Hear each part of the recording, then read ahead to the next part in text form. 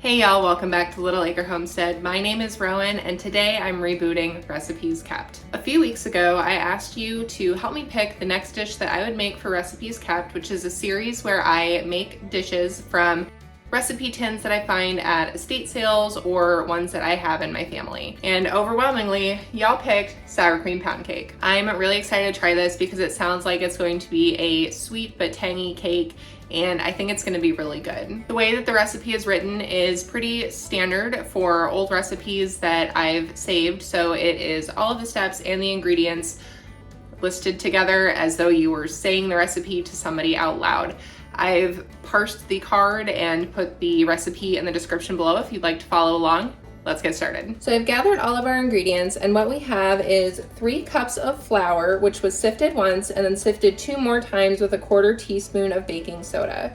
We've got 2 sticks of soft butter, and we're going to cream this together with 3 cups of sugar here in our mixer. And when that's well creamed together, we're going to add 6 eggs. Yes, in this economy, 6 eggs. And after that is all beat together, we'll stir in 1 cup of sour cream, and then a 1/2 cup at a time, we will add the dry ingredients to the wet mixture. At that point, we'll add 1 teaspoon of vanilla. The recipe notes that you can also do lemon or almond flavoring instead, but it says to do a 1/2 teaspoon of the almond flavoring if that's what you go with. When everything is all mixed together, we'll pour it into a well-greased and floured 10-inch tube pan. I don't know what a tube pan is. I'm assuming that it's going to be like a bread loaf pan, but we'll see how much batter we make.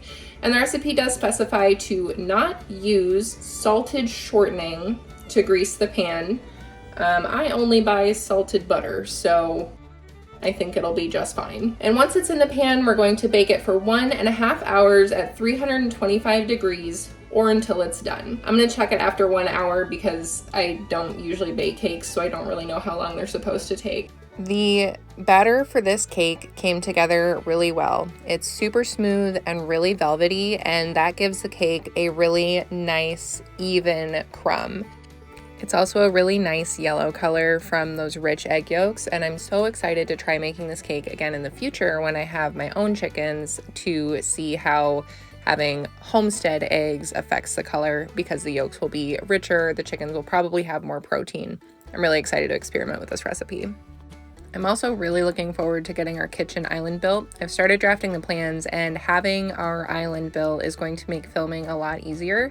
So hopefully I'm able to get that started here pretty soon. But I've got a few other things set up to build that I need to get started first. What do you guys think about doing like a dark emerald green for the cabinetry and for the island? I think it'll look pretty cool. So I have some bad news. I looked it up, and a tube pan is any type of round baking pan that has a hollow tube in its center.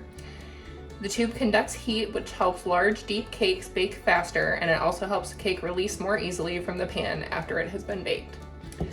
I don't own one of those, so I'll be right back. Just got here and realized I wore my apron to Kroger. I should probably take it off, right? Yeah, okay.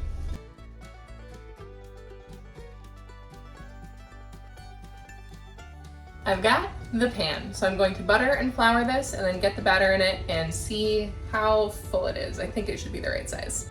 And after I'd filled the pan, I tapped it against the counter a couple times just to make sure that the top was even so it would bake evenly.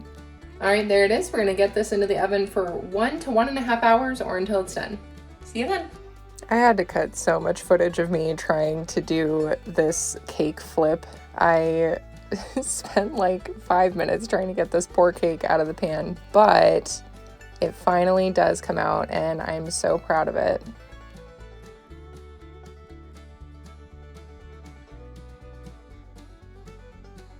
Oh, okay. Oh, guys, my first cake! Look at that! This thing's bigger than my head. Oh my god. All right, y'all ready to try this? And there she is, looking absolutely gorgeous. So let's see how this turned out. It only took 1 hour and 15 minutes to bake. I did do the convection setting in our oven, so that might be why, but if you make this recipe, definitely check it after that first hour and then maybe in 10 to 15 minute increments because it will cook up quicker than the recipe says.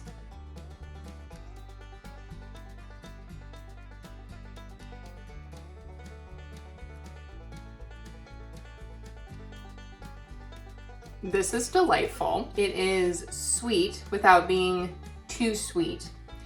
And it's not heavy, but it's also not that really overly soft texture that you get from like a store-bought pound cake. This is so good.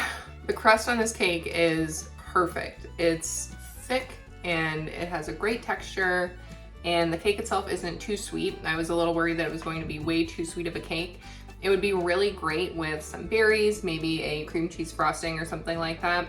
But even just plain, I am over the moon with how this turned out. Now, if you'll excuse me, I'm going to eat the rest of this cake. Thanks so much for stopping by Little Acre Homestead and for subscribing, and I'll see you again very soon.